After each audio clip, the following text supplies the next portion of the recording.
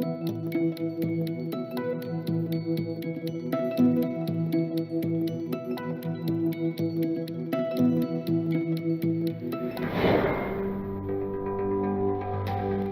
emision mundësohet nga ISP Broadcast. Mirë mama, shikues të nderuar të televizionit Arbëria, mirë se erdhët në emisionin radhës, emisionin Pull. Fushatat zgjedhore tani po i dihet fundit të dielën me 12 tetor, qytetarët e Republikës Kosovës do t'ju drejtuar qendrave të votimit për të treguar apo për t'i dhënë besimin edhe mandate për një mandat apo për të ndryshuar strukturat o hecen për komunat e Kosovës. Për të diskutuar lidhur me procesin zgjedhor në komunën e Malishevës kemi të ftuar kryetarin aktual dhe pretendentin për një mandat të dytë, zotrin Ekrem Kastroti. Përshëndetje zotri Kastroti, faleminderit që gjetët kohë të jeni pjesë e televizionit Arbëria. Përshëndetje, faleminderit gjithmonë për ftesën. Si e keni parë fushatën zgjedhore një muaj dishe në komunën tuaj? Gjatë kësaj periudhe që është periudha e sistemit demokratik, që secili formacion politik apo përkatësisht secila parti politike me kandidatë e vet si për kryetar komunave, mirë po edhe për anëtarët e asamblesë kanë bërë një fushatë të mirë, të ndërgjegjshme, qytetare, demokratike, e veçanërisht në komunën e Malishevës ku vlen të theksohet se kjo fushatë ishte njëra prej fushatave më të mira me rrjedhojën e saj normale dhe secilit prej neve na është dhënë mundësia që para qytetarëve ti pasqyrojmë edhe të kaluarën tonë edhe historinë tonë, edhe angazhimet tona gjatë gjithë jetës tonë, edhe punën që kemi bërë në sektorin publik përkatësisht gjatë gjithë karrierës tonë, secili prej nesh, e në veçanti edhe puna, sidomos për mua puna 4 vjeçare që kam bërë në cilësinë e kryetarit komunës, e cila ishte një prej periudhave me krenar të jetës time, sepse mu dha rasti që t'ju shërbej qytetarëve të komunës së Malishevës me dignitet dhe me profesionalizëm. E konsideroj që kjo gjatë kësaj periudhe 4 vjeçare ne kemi bërë maksimumin tonë, që kemi pas çka të tregojmë para qytetarëve tonë për punën dhe angazhimin dhe projektet të cilat i kemi nis fillimisht, i kemi planifikuar fillimisht dhe i kemi realizuar ato për të cilat tashmë qytetarët e komunës së Malishevës janë të vetëdijshëm që gjatë tyre 4 vjetëve është bërë një punë kolosale, një punë e madhe, një punë jashtëzakonshme e të gjitha drejtorive në qeverinë komunale në Malishevë, po sigurisht edhe të zyrës së kryetarit. Zotri Kastroti, jeni kryetar komune edhe jo vetëm në komunën e Malishevës, por në përgjithësi në nivel vendi, fatbarësisht është e mirë që kemi një edukim qytetar. Nuk ka pasur incidente, s'paku nuk e njoftuar në media, që ka pas incidente që shpeshherë kënditët të ndodhen. Si ndini veten si kryetar komune që çdo gjë ka shku pa marrë parasysh brenda subjektit dhe jashtë ty ka shku në rrjedhat normale dhe në një qytetari që ja kanë lakmi ndoshta shtetet e rajonit. Tashmë qytetarët e Republikës Kosovës, në veçanti qytetarët e komunës së Malishevës kanë avancuar në aspektin e emancipimit demokratik, në paraqafimin e vlerave demokratike, edhe në sistemin tonë zgjedhor që praktikisht na është lejuar gjithë secilit prej nesh që dalim para qytetarëve, para tyre të i shoqim edhe idetë tona, edhe për kushtimin tonë që kemi pas në kaluarën, edhe idetë për të ardhmen, edhe projektet të cilat i kemi planifikuar, i kemi realizuar mirë, po që edhe do t'i planifikojmë për të ardhmen. Prandaj ka qenë një periudhë e cila qytetarët e komunës së Malishevës janë me një edukat madhe qytetare, me një përkushtim të madh demokratik në profilin e parimeve demokratike deri më tash nuk kemi pas ndonjë mosmarrveshje me as me qytetarë, as me anëtar tjerë të partive tjera, e që lus Zotin, po sigurisht edhe i lus edhe qytetarë që deri në banim të këtij procesi zgjedhor të na përcjellën një jetë afrim, të na përcjellën një jetë edukata apo një jetë përkushtim sikurse deri më tash. Tashmë qytetarët e komunës Malishevës që sa vite jetojnë në sistem demokratik dhe kuptojnë edhe çdo herë më mirë vlerat e këtij sistemi dhe elementet që ne i shfaqim përmes këtij sistemi. Jeni kontribus në themelimin e shtetit Kosovës, në ardhen e lirisë, po ashtu kontribus në ndërtimin e institucioneve, tani edhe të institucioneve komunale ku keni vepruar për 4 vite. Një intervistë ku më parë, të cilën ne kemi bërë me zotrin Najt Hasani, na ka deklaru prafërsisht kështu. Dikun me 17 mars 1999, nëna e Ekrem Kastratit na ka pruar pite. Dhe në atë pite ka pështjellur me gazetë që na jep informacion se çfarë po ndodh. Nga aty kemi kuptuar që me 24 mars do të bombardohet Serbia dhe do të fillon fillimi mbrapsht dhe ardha e lirisë. Sot po kërkoni mandatën e dytë. Cila ishte ajo ndjenjë? Keni menduar që do të jeni në këtë kohë? E keni pa si ëndër apo ka qenë vetëm ardha e lirisë edhe asgjë tjetër? Faleminderit shumë që po më jep rasti apo mundësia që të pasqyroj një pjesë të historisë sonë të dhimbshme edhe personale dhe familjare, mirë po edhe kombëtare, sepse gjeneratat tona ju është dashur që me elemente militare përmes ushtrisë ligjtare të Kosovës që të avancojmë në përpjekjet tona për liri. Prandaj ne kemi konsideruar që vetëm lufta armatose apo armja e jonë e shqiptarëve dhe e kombit shqiptar në Kosovë do të zgjidhë problemet përfundimisht me një armik shkollor. Prandaj edhe formacionet e tërshme të ushtrisë ligjtare të Kosovës e kanë edhe shtabi përgjithshëm e ka pa të arsyeshme që të strukturohen përkatësisht, që të formohen grupet ilegale nëpër të gjitha viset e Kosovës dhe në një farë forme të marrin hapa ushtarak për largimin e kësaj force që quhet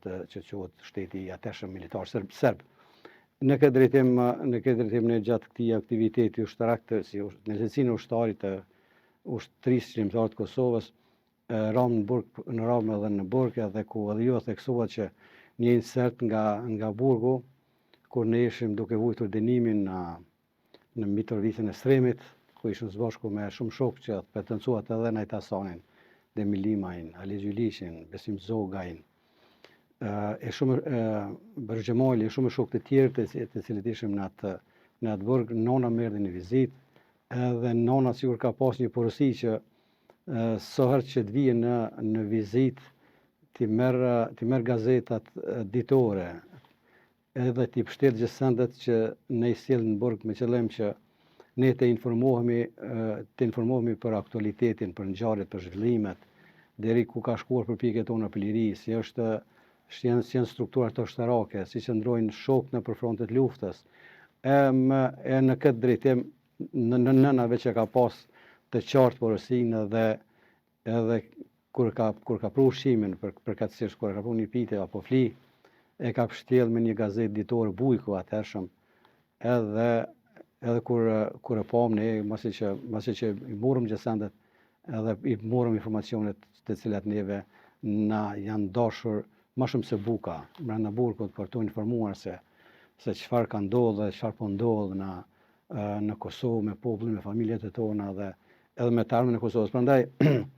sigurisht që nonat tona kanë qenë sinonimi përpjekjeve tona për liri të popullit shqiptar në përgjithësi për krejt këto që kanë. Prandaj ky është njëra prej inserteve ku ne jemi informuar që NATO e do ta fillon bombardimin në 24 mars. Zotë Kastrati, e përmendë këtë për faktin që jo shumë larg, 26 vite, një qytetar i komunës së Malishevës nuk ka pasur ushqim mbyllur në qeli, nuk ka pasur informacion se çfarë po ndodh jashtë mureve të Burgut. Sot, ku është komuna e Malishevës që i prini që 4 vite dhe a janë arritur objektivat brenda një 26 vjeçari që qytetari i Malishevës të kujton ku kemi qenë dhe ku jemi sot. Për gjeneratat tona tani më janë dy perspektiva. Perspektiva është sakrifica jonë dhe vuajtja tona dhe përpjekjet tona për liri, që ka qenë atëherë informacione ushtarake dhe forma tjera politike për të arritur deri te qëllimi. Mas kësaj është mendimin e faktorit ndërkombëtar përkatësisht të Shtetit Bashkuar të Amerikës edhe edhe anëtarëve të NATO-s me bombardimin e Serbisë, sigurisht që u detyrua Serbia që të kapitullojë përkatësisht që të tërheqë të gjitha trupat nga Kosova. Me këtë fakt ne fituam lirinë edhe më vonë e fituam edhe pavarësinë. Kështu që perspektiva tjetër e dyta është fillimi i ndërtimit të shtetit, konsolidimi i shtetit, themelimi i shumë dikasterëve qeveritare, si ato lokale, si ato qendrore. Prandaj unë vlerësoj dhe konsideroj që gjatë kësaj periudhe 26 vjeçare, prej kur që është larguar apo ne kemi fituar lirinë, është bërë një punë e jashtëzakonshme, është bërë një punë e madhe të gjitha grupeve shoqërore, të gjithë popullit apo të gjithë qytetarëve, me të gjitha profesionet dhe me të gjitha aktivitetet që janë marrë brenda kësaj shoqërie. E që disave ju ka radhë që ti udhëheqin institucionet, që ti themelojnë institucionet, që ti ndërtojnë ato, e që unë konsideroj dhe vlerësoj që 26 vjet është arritur e madhe popullit shqiptar. Themelimit të një shteti të ri në Ballkan me përkatësi shqiptare, do me një kombë shqiptar, që do të thotë Shqipëria dhe Kosova tashmë janë dy shtete në Ballkan të themeluara të njohura ndërkombëtarisht nga shumica e shteteve. Kosova gjendet në një periudhë të jashtëzakonshme zhvillimit të saj, e që kontribues esencial dhe themelor apo të vetëm kanë qenë qytetarët e saj në bashkëpunim apo në koordinim edhe me ndihmën e shteteve tjera, të cilat na kanë ndihmuar që ne të arrisim qenien tonë, që ne të zhvillohemi hap pas hapi dhe ne që të avancojmë e me një farforme tashmë të jemi edhe pjesë aspirante e shoqërisë demokratike, sikur që është Bashkimi Evropian. Kush janë disa tash në aspektin e veçantë, kur flasim me hartë administrative, këtë rast kur flasim për hartën e komunës Malishevës, Malisheva është ka arritur një transformim total në të gjitha drejtimet, si në emancipimin qytetar, si në ngritjen e vedisë për zgjidhjen e shumë fenomeneve shoqërore, për zgjidhjen e problemeve të veta njëkohësisht, për zhvillimin e komunës, për zhvillimin e familjes, edhe që Malisheva tashmë është njëra prej komunave respektive, njëra prej komunave e cila ka avancuar shumë në të gjitha drejtimet. Në rastin na i bëhet rasti që t'i shiqojmë apo t'i vërejmë filmimet e vjetra, përkatësisht e vitit 99, apo mos dalin para luftës, mirë po veç 99 e këndej e shohim që tashmë Malisheva ka ndryshuar totalisht dhe nëse s'ke qenë në Malishevë brenda 20 viteve nuk e din më a je në Malishevë, a je në një vend tjetër. Përkatësisht këto zhvillime, këto ndërtime, këto avancime kulturore, emancipuese, edukative, arsimore, që ka ndodhur në komunën e Malishevës janë të arritur të mëdha. Mirë po, këtë shkallë që kemi arritur nuk është që ne duhet të kënaqemi, të stagnojmë me këtë nivel që kemi arritur deri më tani, por duhet që me tutje me të gjitha forcat të angazhohemi që sa më shpejt dhe sa më lart të ngritemi në nivelet e dëshiruara, në nivelet të cilat tashmë janë në rajonet që ne jetojmë në Evropë. Dëshirojmë që edhe komuna Malishevës t'i gjajsoj njëra prej komunave të shteteve të zhvilluara që janë pjesë e Bashkimit Evropian. Në vitin 2021 keni marrë besimin qytetar për Malishevë urbane. 2025 kërkoni prap besimin e juaj nga qytetarët dhe keni bërë një projekt miliardesh që prap identifikohet me Ekrem Kastratën. Si ndihen në fund të këtij mandati me këtë projekt dhe sa është identifikuar me punën e juaj si kryetar komune? Ne në vitin 2021 kërkuam besim nga qytetarët e komunës Malishevës që t'i besojnë vizionit dhe perspektivës tonë nga qytetarët e komunës Malishevës. Prandaj në 2021 i falenderoj që gjithë qytetarët të cilët më kanë zgjedhur që unë t'i përfaqësoj përkatësisht që unë të udhëheq komunën e Malishevës për 4 vitet që lëm pas. E konsideroj që këto 4 vite kanë qenë vitet e cilat Malisheva është transformuar në një komunë tjetër, është ndryshuar imazhi i saj, është bërë përpjekjet maksimale në të gjitha drejtimet, duke u nisur nga përkujdesja shëndetësore, duke u nisur nga ngritja e cilësisë tonë në sistemin tonë arsimor, në ngritjen e kapacitetit bujqësore, në ngritjen e kapaciteteve tona sportive, në ngritjen e kapaciteteve tona kulturore, edukative dhe arsimore në të gjitha drejtimet, duke mos lënonash edhe infrastrukturën bazike, e që Malisheva si qendër, si qytet, ka pas nevojë të jashtëzakonshme që të investohet të fuqishëm, me qëllim që t'i krijohet mundësia sektorit privat, përkatësisht që ta nxisim sektorin privat për investime të tjera që investimet publike, njëkohësisht investimet e komunës ka qenë si parakusht për mi hapur rrugë investimeve të sektorit private, që tashmë Malisheva së bashku me investimet që kemi bërë nga komuna edhe nga sektori privat, tashmë Malisheva ka ndryshuar në një qytet të sarmës, në një qytet me bazë urbanistike, me një qytet me planifikim të mirë hapësinor, me një qytet të planifikuar se cila rrugë, se sa lagje t'i ketë zgjedhjet e vetë alternative, dhe në këtë rast t'i jepet mundësia edhe zhvillimit të bizneseve të gjitha llojet, të gjitha kritereve, sepse ju tashmë e dini që Malisheva ka investuar në aspektin e ndarëmarrësisë, përkatësisht në zhvillimin e sektorit privat, bizneseve, e që është njëra prej kënaqësive apo krenarive tona të mëdha që edhe bizneseve të vogla, startupeve, edhe bizneseve të mesme, mirë po bizneseve të mëdha, ju kemi krijuar mundësi që në Malishevë secila kategori e këtyre bizneseve ta gjejnë veten, të zhvillohen, të rriten edhe në këtë formë të realizojmë idenë tonë për një Malishevë të zhvilluar ekonomikisht, për një Malishevë me kushte të mira urbanistike, për një Malishevë të emancipuar në të gjitha drejtimet. Zoti Kastrati, rrugtimi i demokracisë do të vazhdojnë, zgjedhje pas zgjedhje, edhe çdo 4 vjet do të kemi, por sheshi në nënkalimi do të jetë identifikuar me Ekrem Kastratin. Si e keni ndi veten në përfundim sipër, pasi është ky një shenjë, një gjurmë që keni lënë në qytetin e Malishevës? Çdo mandat 4 vjeçor karakterizohet me diçka. Ideja jon ka qenë që gjatë këtij 4 vjeçari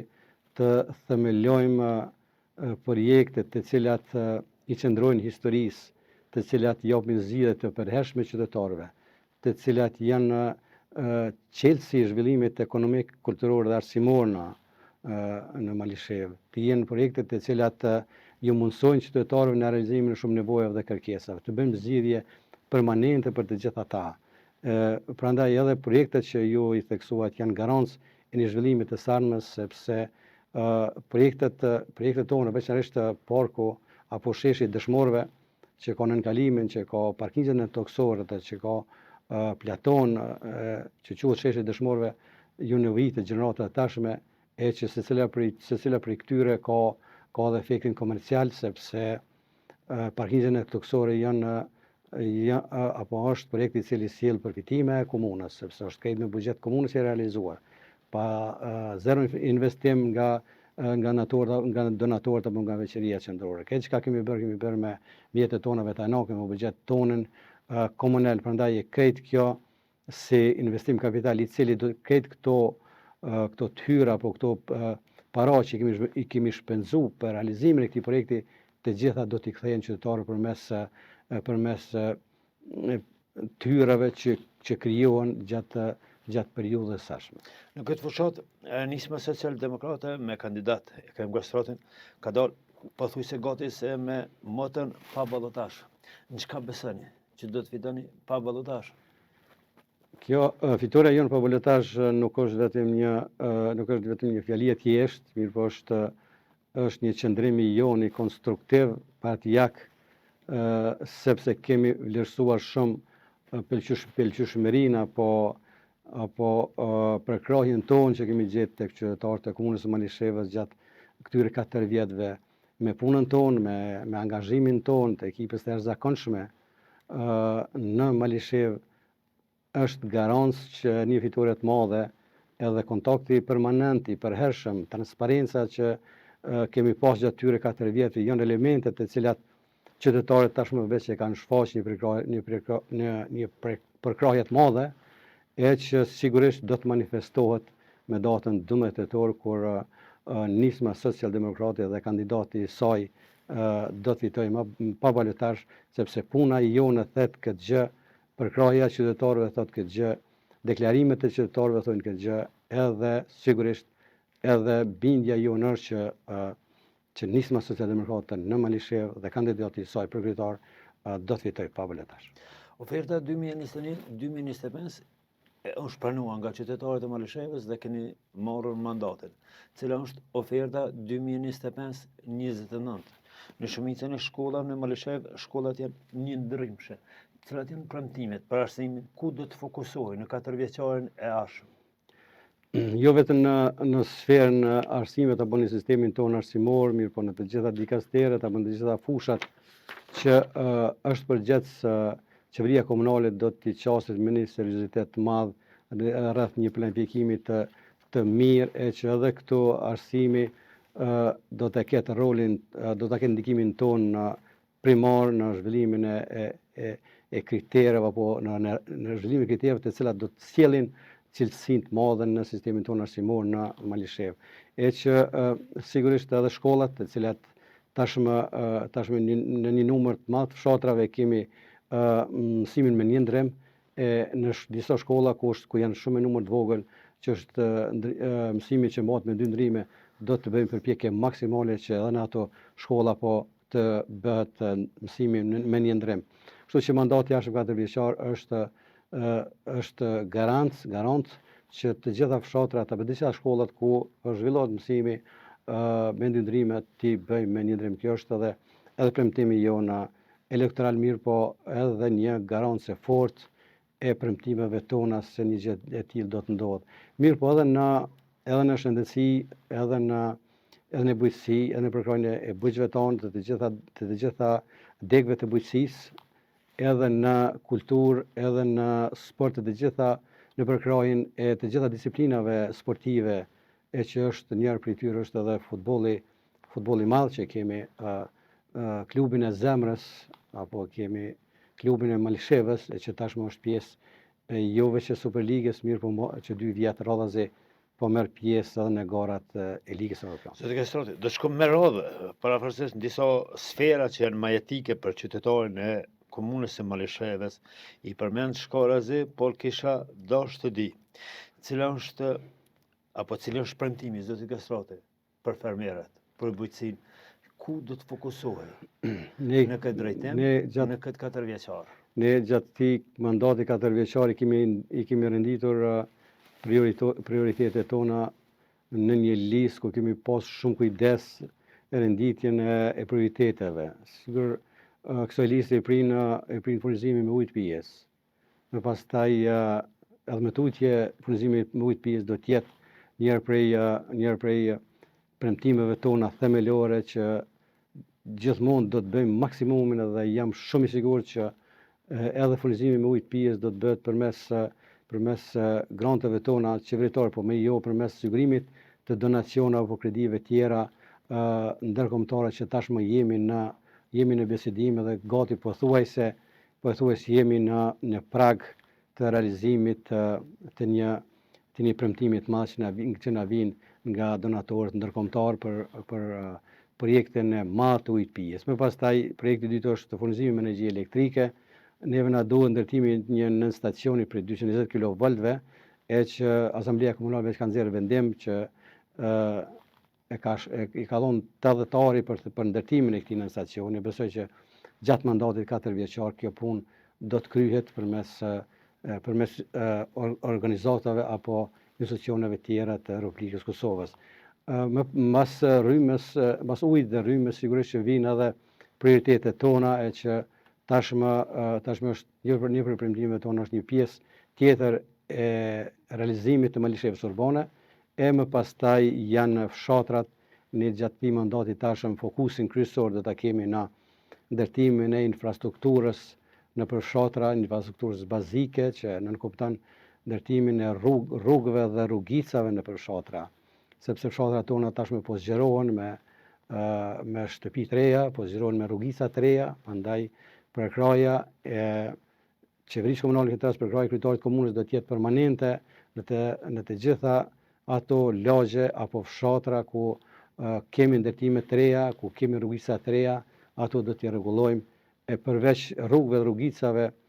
kryesore nëpër fshatra, sigurisht që ne do të kemi parasysh edhe trotuarët, ndriçimin publik, këndin e hapësirave të gjelbërta apo lojrave të fëmijëve në përfshatra, e shumë projekte tjera të cilat janë thelbësore apo kruciale që fshatrat tona t'i bëjmë atraktive, që t'i bëjmë më shumë të përshtatshme për jetë edhe sigurisht të krijojmë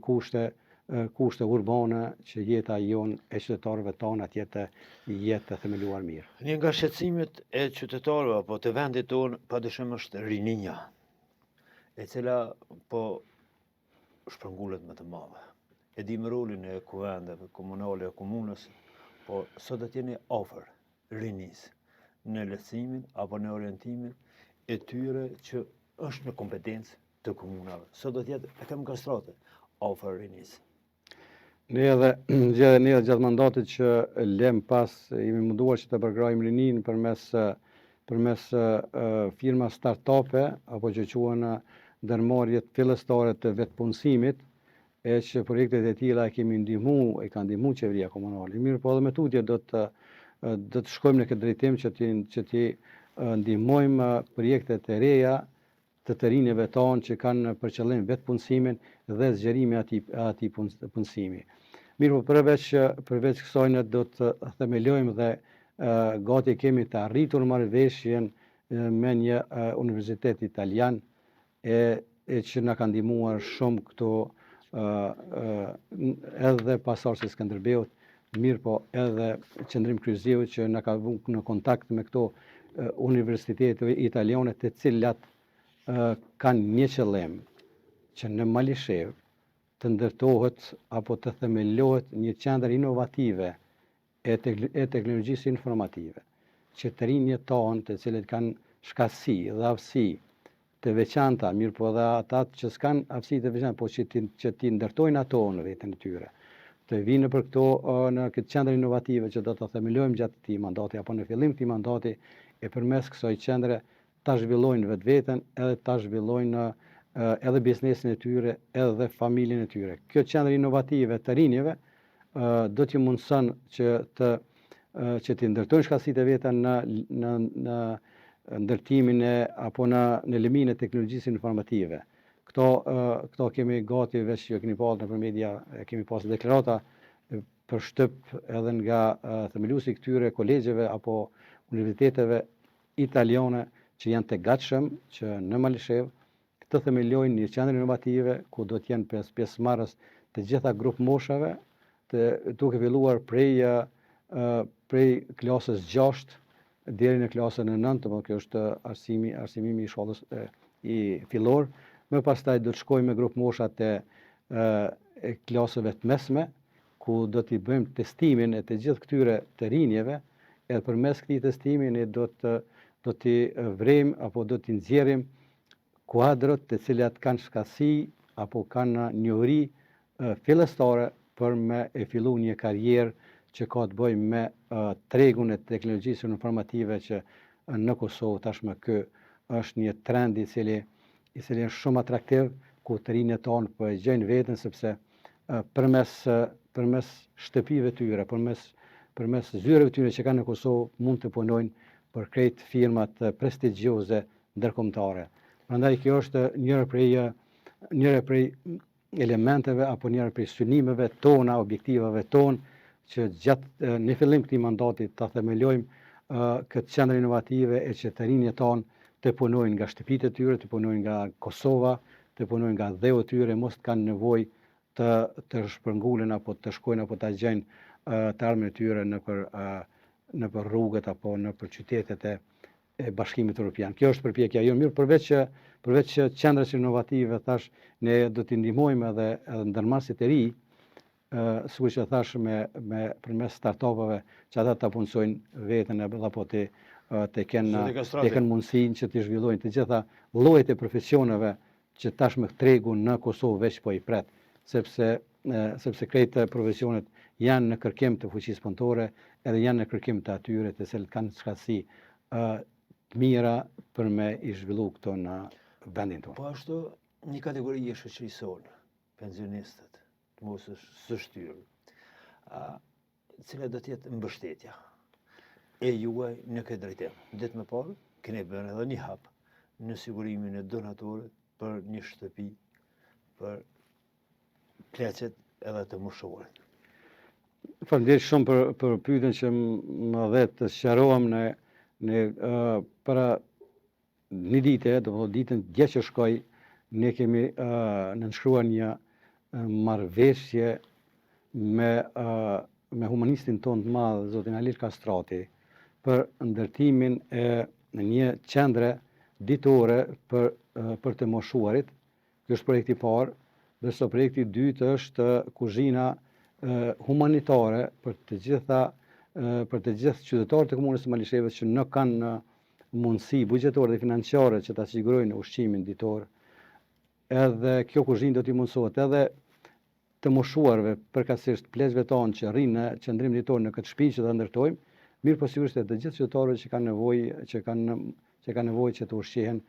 një shujt në ditë pa pagesë. Projekti tjetër që është në kuadër të ndërtimit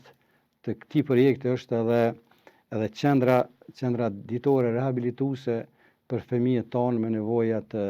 tjera apo me nevoja të veçanta, sepse komuna e Malishevës ka një numër kaq gjatë madh të këtyre fëmijëve të cilat rrinë në shtëpia të veta dhe ju duhet elementi social që ata të integrohen në një institucion sikur ne që kemi menduar të ndërtohet, dhe kjo është qendra ditore edhe javora, po sepse ky projekt do t'i ketë edhe disa shtëpi afër të ndërtuara aty ku familjet të cilat nuk kanë mundësi që të udhtojnë, që i kemi disa larg, të vinë ato shtëpi me fëmijën e tyre që kanë me nevoja të tjera,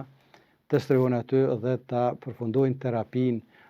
për fëmijën e tyre dikun deri në 10 ditë. Praktikisht është një projekt që kushton mbi 3 milion euro, e që ne jemi, komuna është pjesëmarrës me 15% në këtë projekt, ndërsa pjesa tjetër është e shoqatës Jetimat e Ballkanit, të cilët e udhëheq humanisti i madh shqiptar Halil Kastrati. Kjo për mua është njëri prej projekteve të cilat më bën krenar në jetën time, që e kam themeluar një projekt të tillë që sidomos këto dy kategori, sigurisht që janë të moshuarit tonë me qendrim ditor, edhe fëmijët tonë me nevoja të veçanta, po edhe familjet e tyre që i kanë këta fëmijë të kanë një qendër ku vinë, i shoqërojnë, i socializojnë fëmijët, socializohen në mes veti, e kalojnë një ditë aty, e sigurisht që aty është edhe për kujdesa mjekësore, edhe është ushqimi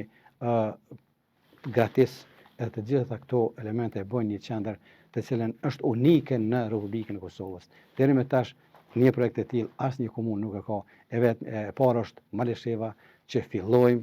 me ndërtimin e këtij projekti përkatësisht që këto kategori tona të mos marginalizohen, të mos ta kenë kujdesin e duhur e të gjithë neve përmes kësaj qendre. Mirë po këtu, përveç kësaj, vlen të theksohet që gjatë këtij mandati, kur është fjalët të donacionet, ne kemi trukitur në për shumë institucione të cilat japin donacione për të gjitha komunat. Malisheva në këtë rast ka përfituar shumë nga donatorët, sikur që është Qatar Charity, domethënë ka qeveria e Katarit, më pastaj prej Islamic Reliefit, e shumë organizata të tjera humanitare të cilat na kanë ndihmuar skajshmërisht, si me pak ushqimore, si me participimin në blerjen e mekanizmit bujqësor të serave, në hapjen e puseve në për fshatra për familjet të cilat s'kan mundësi të kanë ujë pjesë, e shumë projekte të tjera. Mirë po, në këtë aspekt vlen të theksohet prap ndërtimi i qendrës të mjekësisë familjare në fshatin, në qytetin e Kevës, e që edhe kjo është pjesë e donatorëve bashkërisht me komunën, e që edhe kjo, edhe QMF-ja apo qendra e mjekësisë familjare në Kev do të jetë njëra prej institucioneve tona shëndetësore, e cila do të i ofrojë shërbime 24 orë në qytetin e Kevës, dhe praktikisht edhe Keva në të ardhmen afër të jetë të urbanizohet dhe ta quajmë Kevë urbane, sepse aty gravitojnë një pjesë e madhe e fshatrave tonë ku e shohin si qytet. Prandaj edhe zhvillimi i bizneseve, edhe krijimi i kushteve tona të qeverisë lokale që t'i hapin edhe mundësi, edhe që t'i nxisim edhe sektorin privat që të investoj më fuqishëm në atë pjesë, sepse ne do t'i paraprim me investimet e komunës e që aty mendojmë të themelojmë të ndërtojmë pjesën historike të Kievës, që është kulla pleshnorëve të Kievës, që një kohë gjatë ka qenë gjykata supreme, apo aty është nda drejta zakonore, aty kanë ardhur të gjithë nga këtë viset shqiptare, kanë ardhur aty e kanë kërku ndajnë e drejtësisë dhe me pastaj janë marrë vendime dhe janë zbatuar në përket shqiptarinë. Prandaj ndërtimi i kësaj kulle të pleshnorëve të Kievës, mirë po sigurisht edhe vendosja e shtatorës Adem Jashari, edhe ndërtimi i rrugëve, ndriçimi i trotuarëve, edhe një parku në mes të Kievës sigurisht do të krijon kushte të mëdha për një Kiev urban. Zotë Kastrati, keni qeverisur 4 vite në komunën e Malishevës, sekretar komune, së në mandatën e dytë. Sot dhe jetë reflektuese tek ju në mandatën e dytë, ato të ndikoj përvoja në 4 vjeqare në mandatën e dytë, do të shohëm një Ekrem Kastrati ndryshe në vazhdimsi, apo sot do të jetë mësim ky 4 vjeqar për mandatën e ardhshëm? Çdo ditë njeriu që kalon jetën e tij është një leksion plus, apo është një mësim tjetër i ri. Prandaj neve jo veç aktiviteti jonë që zhvillojmë në kuadër kompetencave dhe dispozitave ligjore në komunën e Malishevës, mirë po çdo ditë tjetër ne mund të përfitojmë një uri të reja. Prandaj edhe ky mandat i 4 vjeçar ka qenë një eksperiencë jashtëzakonshme, ka qenë një përvojë e mirë që ti kuptoj edhe realizimin e projekteve, që të bashkë jetoj apo bashkë ndjej me nevojat dhe kërkesat e qytetarëve, që të jem transparent, që të jam afër qytetarëve në të gjitha rrethonat apo në të gjitha ndjeshmëritë që ka qytetari i komunës së Malishevës, mirë po edhe në këtë drejtim do të vazhdoj që të jem afër qytetarëve, që mësimet e mira që më ka dhënë qytetari i komunës së Malishevës tashmë të zbatoj edhe në pjesën e dytë mandatit time, që është bashkëpunimi permanent me qytetarët, transparencë me qytetarët, bashkëndjesia rreth problemeve dhe kërkesave që kanë qytetarët. T'japim atomin e fundit të forcës tonë për ndërtimin apo për zhvillimin e komunës së Malishevës, edhe me infrastrukturë, edhe me mundësi tjera që Malisheva të avancoj sa më shumë që është e mundshme. Kjo është përkushtimi, kjo është edhe nevoja imja është që të punoj, sepse një jetë e tërë na ka shkuar në shërbim publik, në shërbim qytetar, në shërbim të kombit. E besoj që edhe 4 vjet e ardhshme do të jetë periudha ku unë me tutje do ndihem krenar me punën time, me punën e ekipës time, me punën e bashkëpunëtorëve të mi, me punën e liderëve të mi, edhe të liderit tim, edhe kështu që me një farë forme Malisheva të jetë sa më shumë e kompletuar, sa më shumë më me pak ankesa dhe sa më shumë të avancojmë në të gjitha drejtimet. Zotë Kastrati, për fund, pse të votohet Ekrem Kastrati edhe për 4 vite? Unë mendoj që Ekrem Kastrati tashmë është një adresë e besimit për gjithë qytetarët e komunës së Malishevës. Është një adresë ku qytetari e gjen zgjedhjen e problemeve të veta, ku qytetari ka mundësi të bashkëpunojë me kryetarin e komunës, ku qytetari i Malishevës ka mundësi që të hartoj prioritetet bashkë me kryetarin e komunës, që të ndërtojmë, që së bashku ta ndërtojmë Malishevën. Prandaj krejt këto janë garancionet e cilat qytetarët që i kanë pa, që unë i kam implementuar dhe i kam siguru qytetarët që Ekrem Kastrati është një njeri sigurta në mesin e tyre, me një mandat të ri që sjellhet si komunës së Malishevës, e që së bashku me qytetarin të ndërtojmë një Malishevë tonë të sarmës, e që sigurisht që së bashku me qytetarët e komunës së Malishevës do të ndihemi krenar me punën tonë të bashkët që kemi bërë për 4 vjet e ardhshme. Zotë Kastrati, faleminderit që ishe pjesë e televizionit të Avroja. Suksese dhe ju prinjtë të mbara. Faleminderit edhe juve për mundësinë edhe.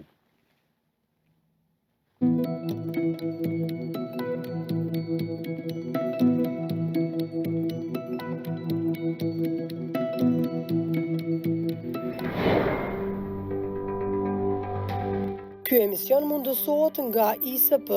Broadcast.